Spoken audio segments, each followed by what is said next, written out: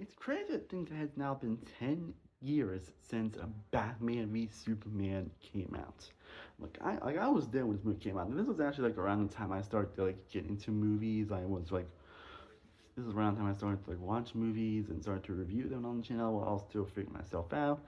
But I knew this was one I was gonna be excited for because obviously I love DC. I grew up with watching like the Superman show, when the Batman animated series, Batman Beyond, and the movies in general. Like I love DC. I pretty much grew up a lot more than I ever did in Marvel, honestly.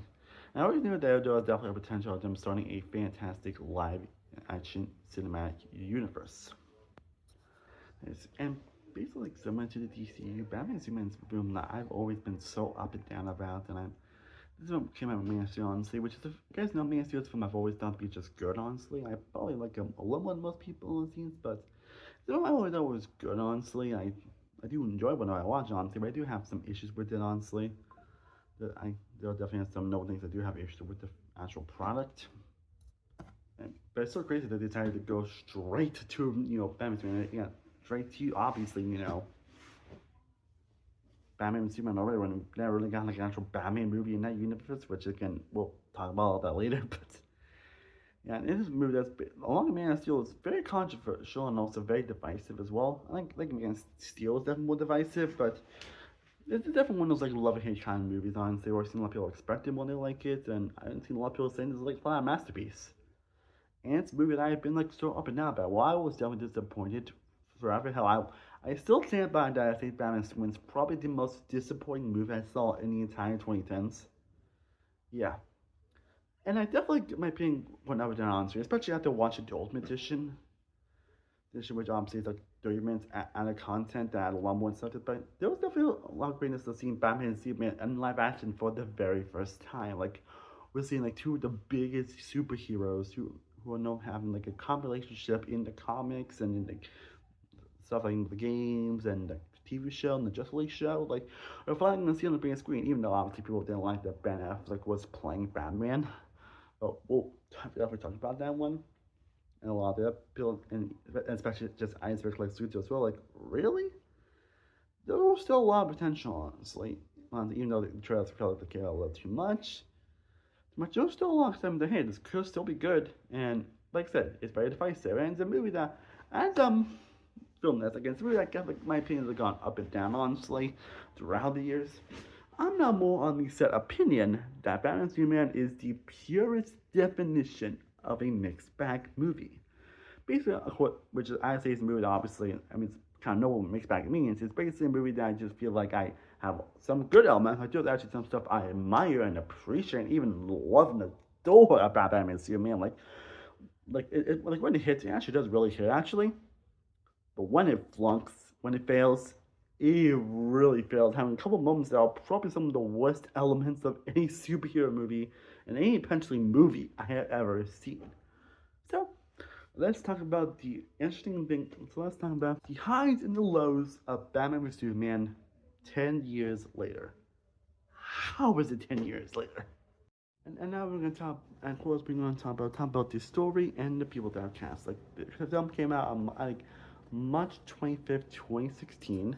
March 26th. It is directed by Zack Snyder and stars Ben Affleck as Batman, which I remember being like a very controversial choice at the time, honestly. Thanks to this. Henry Cavill as Superman, returning from Man of Steel. Amy Adams returning as Lois Lane. Jesse Eisenberg as Lex Luthor. Diane Lane as Martha Kent. Lauren Fisher as Perry. Jeremy Irons as Alfred. Holly Hunter. Gal Gadot as Wonder Woman. And we also get appearance of Jeffrey Dean Morgan as Lauren Cohan playing Bruce Wayne's deceased parents. But for management Walking Dead and have a show together. But the story based and like I said, is based on the first version to feature both Batman and Superman together. And also the first appearance of Wonder Woman as well, which I'll say it's actually pretty insane actually to also to this one to get a Wonder Woman appearance as well. And the movie basically begins with basically being like a kind of a sequel to Man of Steel, where basically, we see that attack from Metropolis basically end up affecting Batman because, well, a lot of people have been destroyed, honestly. And it basically is a conflict with Batman actually has reasons to hate Superman, all that stuff, and they kind of shows what happened during that Metropolis in a different perspective, which I do admire that, actually. I do actually like that, actually. And then Lex Luthor ends up getting involved, honestly, and ends up basically trying to have Batman and basically end up fighting against each other, and then a lot of crazy shit ends up happening. And ends up tries to not only be a Man of Steel sequel, it tries to set up Batman, it tries to set up this like old like big thing on say about how people view superheroes and the media and everything, and the conglomerate everything, and politics and everything, and also like setting up Justice League and setting up like this thing and that, and honestly, enough issues in Wonder Woman as well. Like, there's a lot, honestly, and yeah, we'll definitely talk about that aspect, and we'll definitely talk about that aspect later. But let's go cast itself, honestly. At least most of them, honestly. I do have like certain sections for Batman and Superman because I have so much to say about both of them on their own, and also like Luthor. But turns out other ones I don't actually have much to say about them, honestly. Like Amy Adams, like especially I love Amy Adams, an actress, honestly. And she doesn't really. She's probably my opinion, the weakest little thing that we have gotten, honestly. She's probably the weakest Lois Lane that we have gotten. She has been kind of useless in all her appearances, honestly, and this might be her most useless, honestly. And she like kind of don't really have great chemistry like at all, honestly. Again, she doesn't do a bad job by any means, but it's like I just don't feel the sparking chemistry she should feel from Clark and Lois. That's just me, honestly, but yeah. And then we got Jeremy Irons playing Alfred, who honestly it's fortunate it's another person that unfortunately we didn't a lot of Jeremy Irons is a very talented actor, and him playing Alfred was like yeah, and before we get to see with him and in Second Justice League, like he could have been probably the best Alfred that we had gotten, honestly. That's just me at least, but yeah. And then we get the first appearance of Gal Gadot as Wonder Woman. And again, as much as people like to shit on Gal Gadot, honestly, and some ways I feel so, honestly, because and her acting's not the best at times, I'm not gonna lie, honestly. She's one of those actors I feel like if you give her the right material, honestly, she can really sell it, honestly. She's done it with the Fast and Furious movies, and she does that as Wonder Woman here. Despite her being briefed, honestly, what we got, honestly, with the score and her appearances and the costume and everything was like absolutely badass. Badass. And honestly, don't really have much to say about other trailers, honestly. Like, you do get the other people that end up being just like, like Ezra Miller, Jason Morley Fisher being like certain appearances. Like I mentioned, like Lone Cohan and Jeff Morgan play Monster Bruce Wayne and like an appearance on Bruce Wayne appearance on thing, which I don't really have much to say about the actual cast at all, honestly, including most of the stuff is on like Batman, Superman, Lex Luthor, and I decided to put them in all sections because there's a lot of time that comes out of those trails. So let's just get to those trails. Now, there generally is a lot to say about both portrayals of Batman and Superman, honestly. Like, this is like the first time we got to see Batman and Superman all in the big three on the live action screen together. Despite them being like one of the biggest like duos in all comic books, honestly. And it's still crazy it took this long to get live action from both of these characters together. Which again is still pretty insane if you actually think about it. Now when it comes to Superman, I actually don't really have a lot to say about actually Superman as a whole. Like, Henry Cavill does a good job in his role, honestly. He's a good job with what he's given. He brings the emotion. Like, Henry Cavill is a really good actor. I mean, it's just fortunate we never got to see him play like the true hopeful boy wonder that we know he betrayed as, honestly. Like got to see him in little snippets like the Justice League movies, honestly, but we don't really see him playing a true Hulkster. You can see him being so brutish and so just monotone and all that stuff. Like that's a knock, honestly, but you know what I'm saying. Like, because again, Henry Cavill is a really good actor. Like he's no one's actress that if you give him the right material, he can really sell it. Which I mean, there's a reason why people want him to be James Bond, honestly, but I don't think he really is but he definitely got a role there, especially him, obviously, possibly turning the Black Adam thing, honestly, but that's not what I'm talking about here or there, honestly, but he does really good, honestly. I do at least like what they were trying to give him, honestly, but I don't say it was the best portrayal, honestly, but again, we'll get to that, we'll talk about the fight. But now let's talk about Batman himself. Now, if there is something I can say is probably the biggest wasted potential out of anything involving the Snyderverse in this DC universe is definitely one question Ben Affleck as Batman. Now, what I notice when it comes to like Batman, honestly, is that whenever they announce like who's going to play the next Batman, they always seem to get a lot of hate, honestly. Like I think apparently that happened to Michael Keaton back when it was announced in the '80s. I think Val Kilmer got a little one as well. I mean, George Clooney was probably the only one that was understandably so, honestly, because really good Bruce Wayne, but not really Batman, and that kind of show Batman and Robin. But barely think even Christian Bale got some hate on him when he was announced to be in play Batman in the Dark Knight trilogy. And after that, I know Rob Pattinson, like I was there when he got a lot of hate from being. I know Rob Pattinson got a lot of when he was cast to be in the Batman. And it was 3 years, like damn. But I think after they got the biggest hate on it was definitely Ben Affleck. Like really, Ben Affleck?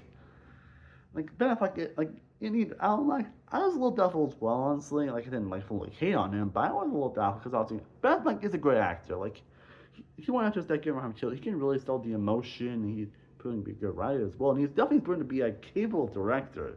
I mean, this is when he like Gone, The Town, and Argo, and of course, Deal by Night, which was good, but he did Air, which is also pretty good. Like he's a really capable actor, writer, and director.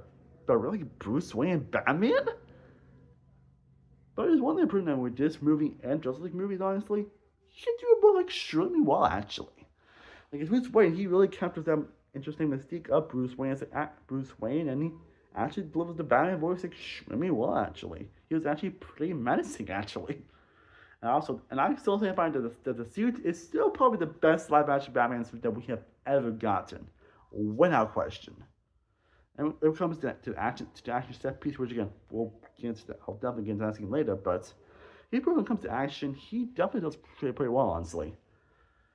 Of course, the only issue with Batman, honestly, is the fact that he ends up killing people in this movie, that he ends up like betraying his code and not killing people. And it's one of the things I do wish was to explore it a bit more, actually. Like, I actually wouldn't mind actually him trying to do like a different take on that, honestly, but I just wish it was like properly explained or explored, honestly, or something I could have explored the later movies, honestly, but y'all did not got that, so that's probably my only like real issue, honestly. But with this portrayal here and what he was traded in Zack Snyder's Justice League, I'll be honest, we could have got probably the best Batman and Bruce Wayne that we have got to win Ben Affleck. I still say about that we could have got the best Batman and Bruce Wayne got to win with Ben Affleck, honestly, from what we saw in here and what we saw in Zack Snyder's Justice League. And of course, the fact that he was supposed to do his own movie, but then we all know what happened now, honestly. So it's unfortunate, and he had like one like last appearance in the Flash, honestly, but that's more of a brief cameo, really, and anything. So it's just really unfortunate that Ben Affleck really never got to like truly shine, honestly. Never got to have been in like his own movie. Because honestly, he could have actually stole the show. Could have possibly been intention of being the best Bruce Wayne and Batman, honestly. For the physicality, to the voice, to how his action, to how he portrays Bruce Wayne, and the character itself. Like, he had potential to be that greatness. But unfortunately, we're never going to get that. It's really a shame, honestly.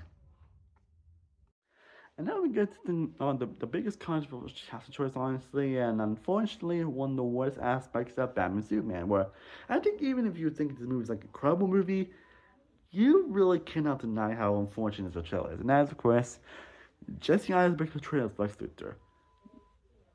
Now, it's weird with the inconsistent portrayals we have gotten in Lex Luthor after we have gotten, honestly. That's why I still enjoy Gene Hackman's portrayal in the original Superman movies, honestly. It's definitely not the portrayal of Lex Luthor we all know nowadays, honestly, and I mean, honestly, I think kind of gets worse than one movie goes on. Kevin Spacey definitely had potential in Superman Returns, obviously, but I think it was more wasted and didn't really get much time to shine.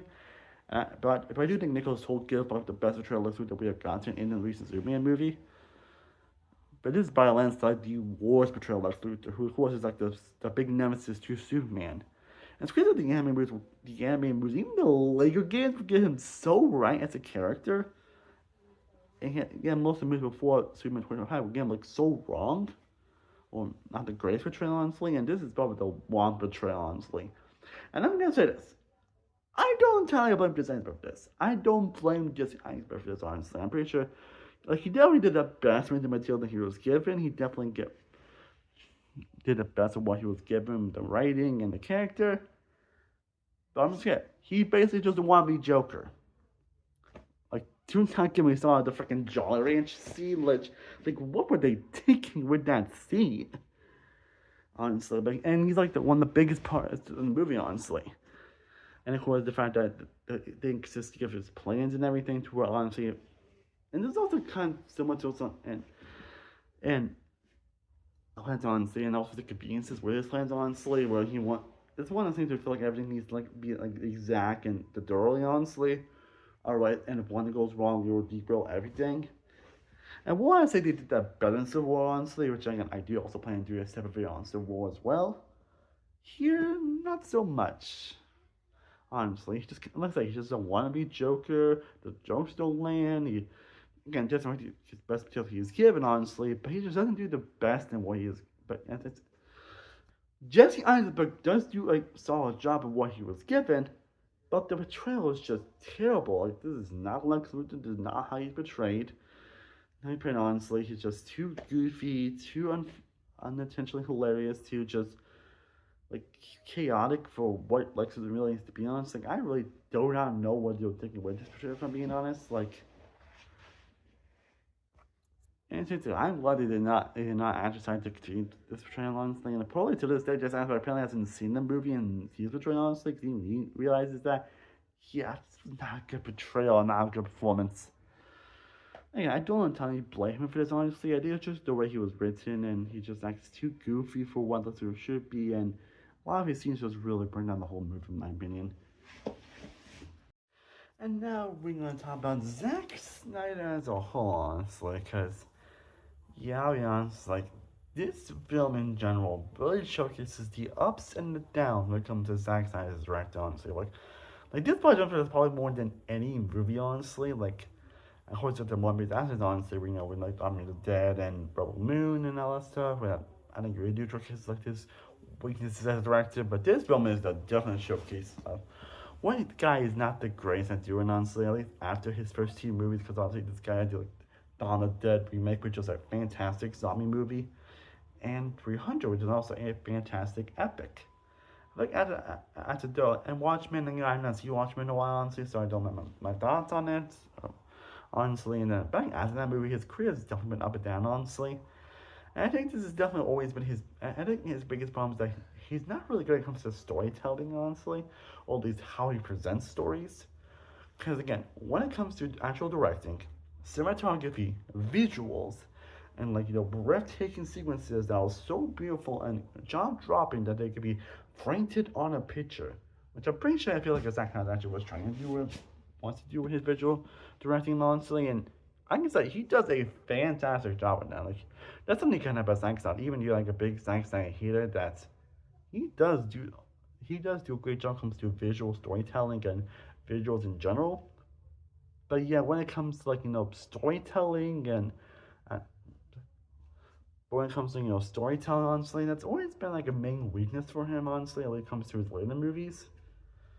And that's more how he directs, how he answers it, honestly. Like he can create like beautiful sequences, but when it comes to crafting a story around them, he just does do worry from like characters not being the greatest or not being the most well written, or logic comes into place, or just how story is structured, or just ridiculous in sequences. And of course, do not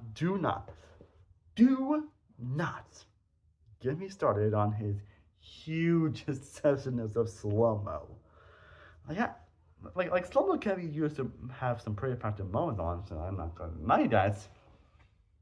But when you overuse it to the point of absurdity, like honestly, it gets even worse, honestly, especially when we get to the Rebel Moon movies, where it feels like he just has an obsession or fetish with that something. But even like Man of Steel and even this movie, like there's definitely a lot of moments of just slow-mo. I feel like it doesn't really need to be there, honestly. And you definitely do feel that with the runtime on the movie's like 2.5 hours long, and it's another issue that the movie basically feels like it just juggles so many elements at once. And that's probably the biggest issue. And that's generally the big issue, besides the fact that it does have a lot of great story potential. Like I do respect the movie with the story it tries to tell. It tries to tell a unique story about superheroes and the media and all that stuff, and the politics and all that stuff. And the way he does it is very different and unique from most superhero movies. Like it's just ideas. I do actually like his ideas. Actually, it's just how he presents them is not the most interesting or engaging. So I do definitely admire how he does present that throughout this movie.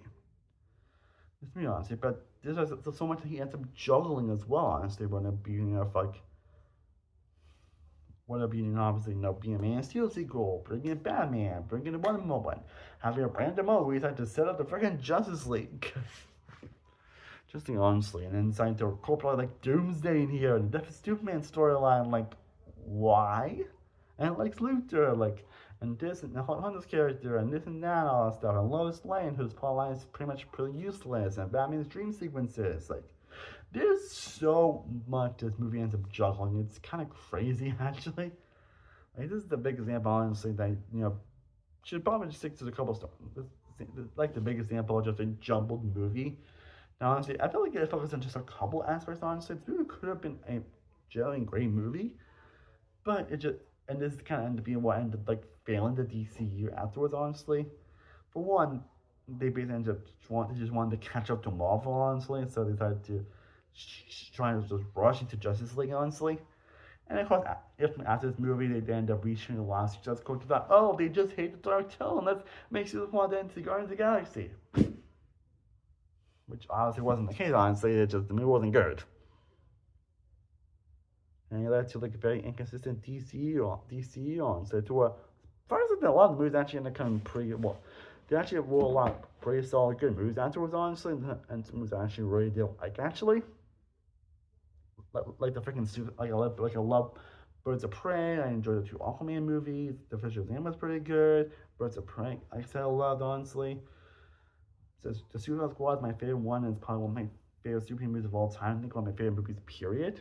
Yes, I do mean that, honestly. I even like Zack Snyder's actual version of Justice League, honestly. Black Adam was solid, and even I even enjoyed The Flash and Blue Beetle and even Aquaman too. And too, it's funny that this movie, I think a lot of DC movies are coming a lot better, actually. So that's kind of funny actually think about it, honestly. But it didn't cause a lot of those issues and downfalls, honestly, because Zack Snyder wanted to like rush everything through, honestly. And I'm not sure if it was Zack Snyder or was the studio, honestly, or both, honestly. But yeah, the movie ended up coming a big jump and honestly. Anyway, I do plan, but there were some good moments that happened in this movie. I'm sure we got of course the iconic White House sequence too. I think even if you're a hater of Batman and Superman, that White House sequence is probably one if not the best Batman action sequence they've gotten in live action. At least until the Batman came out, honestly. But this was the unprecedented for like the Batman action sequence, honestly, where you see Batman actually being badass, actually doing what Batman does, honestly, comes like being dogs and just doing it in a badass way and all that stuff, and his weapons that he has and everything. Like, he absolutely nails it. And Ben Affleck, in terms of the action set pieces, really does great. Does great with the choreography and like so many little moments and little details on that action set piece. That just it's one of the sequences that go back to the most, honestly, in this movie, and it's just an incredible sequence. And it's probably up there as one of my favorite moments in the DCU, honestly, in general, and one of my favorite Batman moments in general. Honestly, and I do like the opening sequence as well. Honestly, what does a decent job of setting up what's the conflict of the movie and stuff. Honestly, and definitely have the occasional funny moments. And I do like all the interactions overall between like Bruce Wayne and Clark Kent. Honestly, and I do like the interactions like before the fight. I think I do plan on getting to the like Refined Zone section, honestly. So we'll talk about that. I think the final fight being that well, obviously I see what John trying to kill Superman. Honestly, wasn't that bad either. And of course, the one woman intro is just fantastic in general and just absolutely badass in general as well. And there were definitely some solid moments in general, honestly. And every little outfit I thought was pretty good as well, honestly. And again, in terms of directing, it's shot very well as well. So there are some good elements and good moments that appear in this movie. But again, just weighed down by all the jumbledness and the setups and the trying to do too much at once. This is a prime example that you pretty much should not do too much at once or just, tell a singular story. Like, I still thought they shouldn't just done like a Batman movie first and then probably do Man of Steel sequel and then do Batman Superman. I thought they probably shouldn't have done that, honestly. But no, they essentially just wanted to rush into Marvel because obviously Marvel was pretty successful at the time, honestly, with the Avengers and the Age of Ultron and Guardians of the Galaxy, the Winter Soldier, like. It's crazy that the time the MCU was like one of the biggest things ever, honestly, was actually very popular. And now it feels like it's the other way around. Like DC's not going to become a more popular thing while the MCU is kind of a downhill slope, honestly. That's kind of sad. And anyway, it's really kind of sad, honestly, the MCU ended up being on downhill slope. But yeah, I'm happy that DC is getting some success at least. So I'm happy at that at least. Now we are going to get to the big thing the movie has been building up towards, the ending fight between Batman and Superman itself. And it's still something that I'm so conflicted on. It's probably the most conflicting element of the entire movie, to be honest, because it has so many little details that are great, honestly, but it has so many elements that are just disastrously told on. So, like, of course, the big thing, obviously, is, like, the fight feel like it shouldn't even happen, honestly, because, while Batman and Superman has, like, a lot of motivation, Superman doesn't really have, like, too much, honestly, until while they try and give him a little more motivation in the Ultimate Edition, which I'll say is probably the preferred version to watch, honestly. And they're still done away with basically, like, Lex Luthor basically ends up, like, fighting Superman. They will kill Martha. He doesn't, like, fight Superman and all that stuff. And I feel like Superman all can do is just, like, tell Batman what's going on and everything, and let him know, like, hey, this is what's going on and everything. We need to work together and actually stop Lex Luthor. He's the one responsible. But yeah, he does it and waits too long, and the fight ends up happening. And there was some good little moments, honestly, with that moment, honestly. Though, see more moments of Batman being badass, and some fun Superman moments as well. And see, like, the broken mask on Slay was pretty cool, and then about some and then we get probably the most infamous moment of the entire film, and in a raw positive ways. And this is the moment I'll say is probably one of the worst moments I've ever seen, not just any superhero movie, but any film period. To where I'll say this: if you're one of those people that think this movie is a genuine masterpiece and has, like, no issues, what do you think of this moment, honestly? What does this moment really answer anything?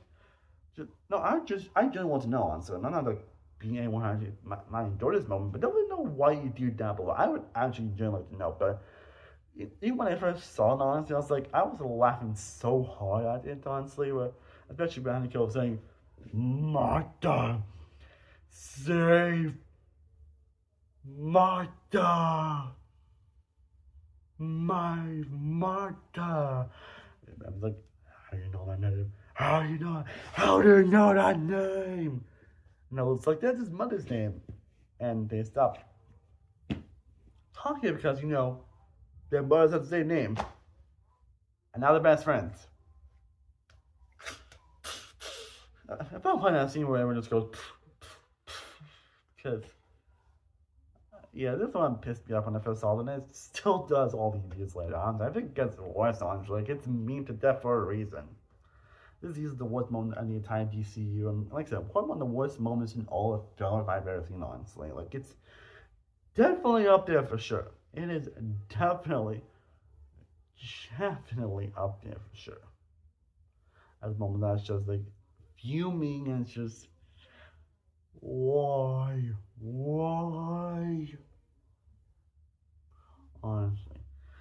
And again, the fight itself, honestly, is actually pretty solid overall. It's really that moment at the end that really ruins it, honestly. That moment just really tanks it, honestly.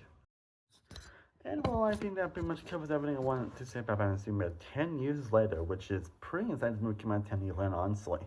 A movie that I'll say to this day, I still say about Batman Superman is probably one of the most disappointing movies I've ever seen in my life, and probably the most disappointing movie of 2010s, which the only disappointment does not mean bad. It just could have been so much better considering this is the first time Batman and Superman, and the first time that we see Batman and Superman together on live action, and same with Wonder Woman as well. And one of the other good elements of the movie, honestly, is one movie that has some really good highs on. So, like I mentioned, with that Batman White House sequence being a top tier action superhero sequence, we'll have the same Martha moment, which is one of the most hilariously terrible moments in all comic book and policy movies ever. It's a movie that has a lot of good elements to it and a lot of bad elements, coming out to be a mixed bag. And really sent Prince to DC as a whole after this, honestly, which again was fortunately not that great, honestly, and made the universe end up being really disappointing afterwards, which again is pretty unfortunate. But those are my thoughts, honestly. That's my thoughts about Mr. Man 10 years later. I would love to know what are your thoughts about Mr. Man down below. Are you someone that actually loves and adores it, or someone that absolutely despises or hates it, or are you like me that are in the middle? Definitely let me know down in the comment section. Hope you guys are enjoying these little video essays and these little analysis videos, honestly. Like I said, I do plan to have one Civil War coming sometime this year, so stay tuned for that. I am Cinema World from Cinema Productions. I will see you next time as always. Stay cool up, and sprinkling positivity your way. Peace.